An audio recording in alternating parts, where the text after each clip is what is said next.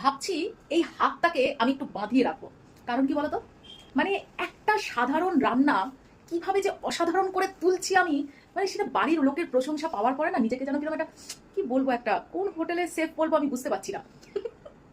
ব্যাপারটা হচ্ছে, একটা সাধারণ চিংড়ি মাছ দিয়ে বড়ার তরকারি করেছি, কিন্তু বিশ্বাস করো এত অপূর্ব খেতে হয়েছে যে কি বলবো। মানে আদার্স আর কেউ কিচ্ছু নিচ্ছে না, শুধু বলছে ওই তরকারিটা আরেকটু আছে, দিতে পারবে তুমি, এইরকম ব্যাপার।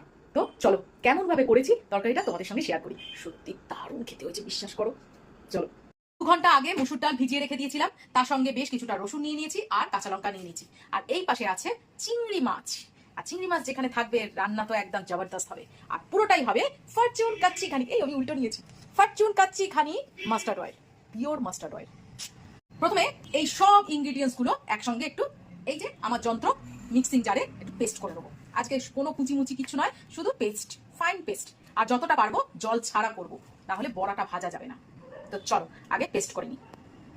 পেস্ট করে নিয়েছি, এর মধ্যে আমি একটু কালো জিরে দেবো আর নুন দেবো, দিয়ে ভালো করে মাখিয়ে বড়া করব।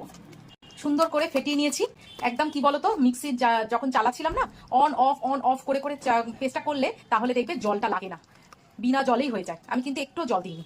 শক্তিমান শক্তিমান শক্তিমান।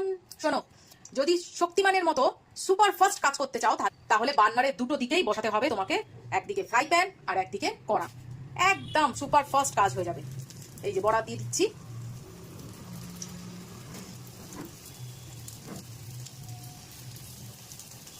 বড়া ওই পাশে ভাজা হচ্ছে, এই পাশে অলরেডি তেল আমার গরম হয়ে গেছে, আলুগুলোকে তার জন্য ছেড়ে দিলাম।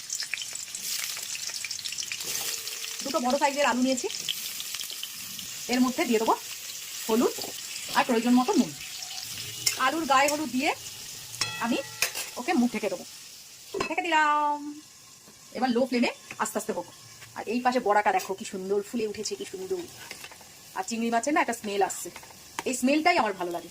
ওই জন্য বলি, যখনই মাছ আনবে, যে কোনো মাছ আনো না কেন, চিংড়ি মাছটা আমার কিন্তু চাই। একটু সামান্য একটা আলুর তরকারি করবে, দেখবে চিংড়ি মাছ দিয়ে দেবে, যেন অন্যরকম হয়ে গেল রান্নাটা।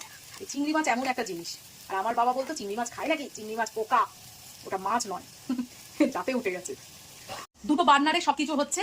এই পাশে ওই মিক্সিং জারের মধ্যেই আমি শুকনো লঙ্কা, আদা, রসুন, জিরে, ধনে, টমেটো আর গরম মশলা সব দিয়ে একটা পেস্ট করে নেবো। ফটাফট করবো আর ফটাফট রান্নাঘর থেকে বেরিয়ে যাবো। না হলে আধা সিদ্ধ এমনিতেই হয়ে গেছি, পুরো সিদ্ধ হয়ে গেলে শুধু তেলে দেওয়ার অপেক্ষায় থাকবো আমি। তো চলো সামান্য জল দিয়ে একটু পেস্ট করে নিই। একদম চকচকে করে আলু ভেজে নিয়েছি, এর মধ্যে আমি কয়েকটা চিংড়ি দিয়ে দেবো, এটা মাই স্পেশাল।